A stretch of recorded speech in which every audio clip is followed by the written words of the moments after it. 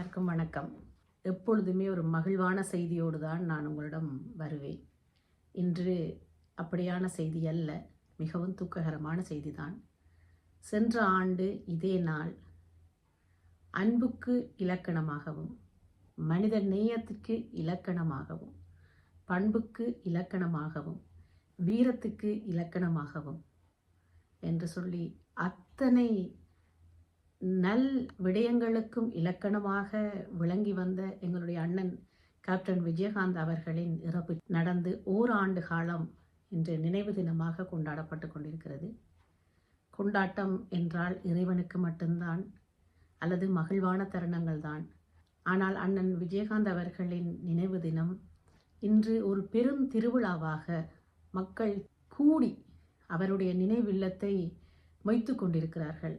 காணொளியில் பார்த்திருப்பீர்கள் என்று நினைக்கிறேன்.